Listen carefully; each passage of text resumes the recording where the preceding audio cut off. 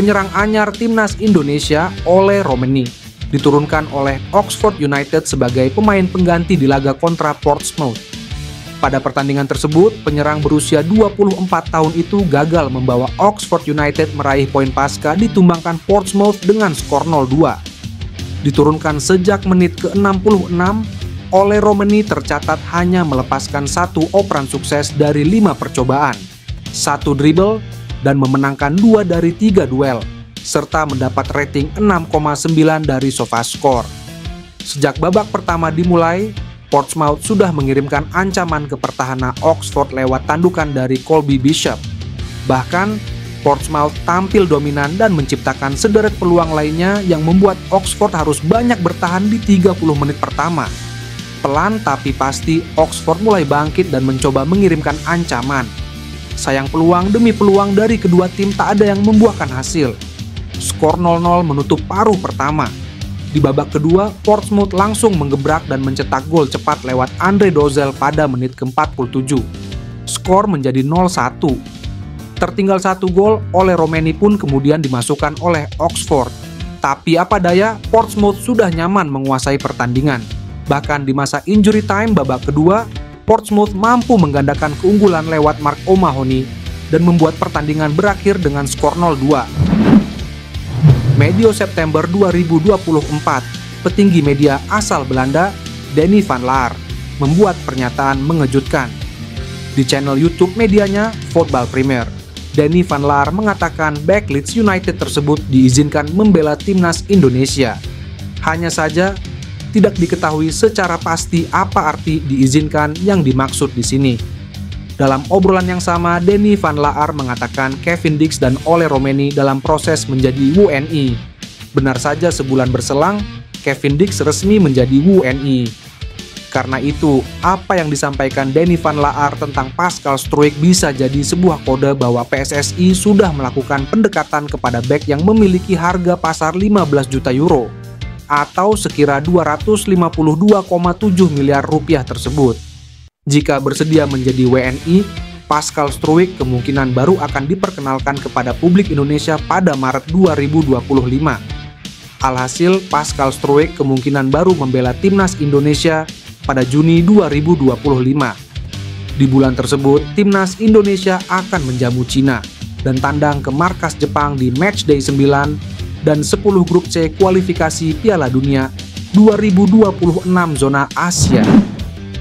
Emiliano Jonathans dikabarkan akan menjalani naturalisasi untuk timnas Indonesia. Kabar itu disampaikan oleh media ESPN NL pada Sabtu, 19 Oktober 2024. Mereka menyebut pelatih timnas Indonesia, Patrick Kluivert, telah mengontak pemain keturunan Maluku tersebut. Dikutip dari Live Sport, Emiliano Jonathans, pemain keturunan Indonesia yang lahir di Arnhem, Belanda, pada 5 April 2004.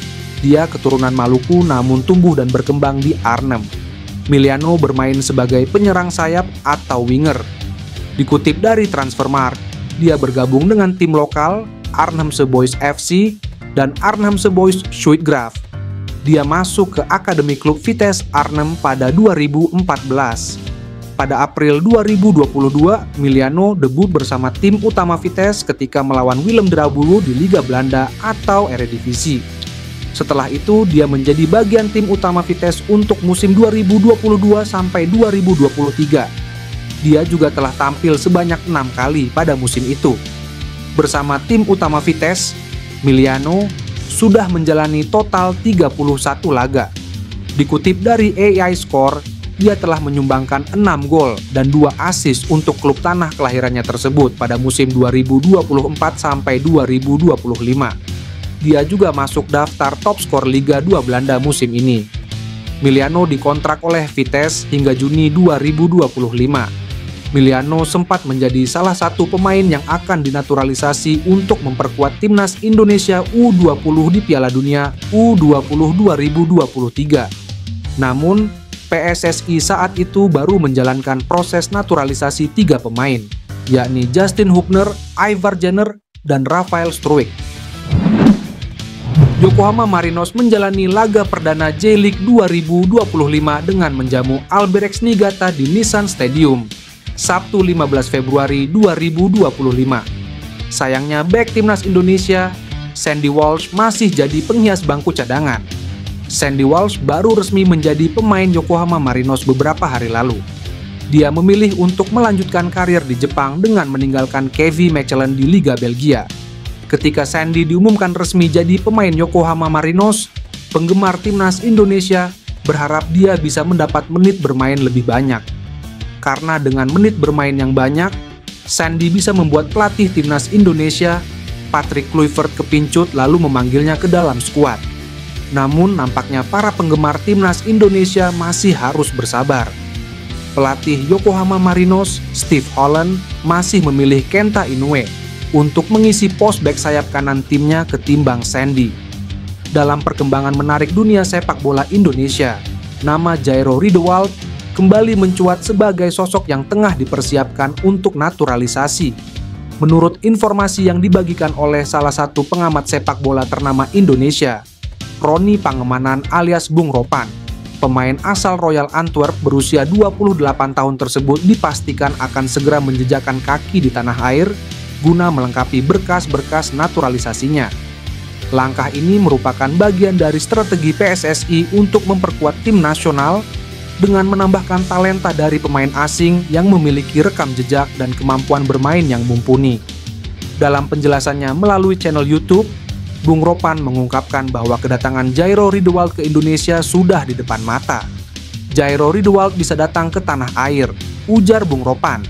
Informasi tersebut memberikan angin segar bagi para pencinta sepak bola tanah air yang selama ini menantikan penguatan skuad timnas dengan bakat-bakat asing yang memiliki visi besar untuk membawa Indonesia bersaing di kancah global.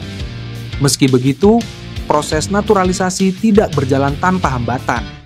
Dito Aryo Tejo, salah satu figur yang terlibat dalam administrasi naturalisasi, menyatakan bahwa masih terdapat beberapa kendala administratif yang harus diselesaikan.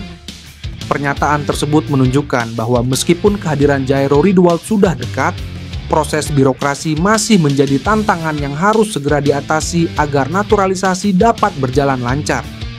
Kedatangan Jairo Riedewald sendiri dinilai sebagai upaya untuk membawa semangat dan pengalaman bermain di Liga Eropa ke ranah sepak bola Indonesia.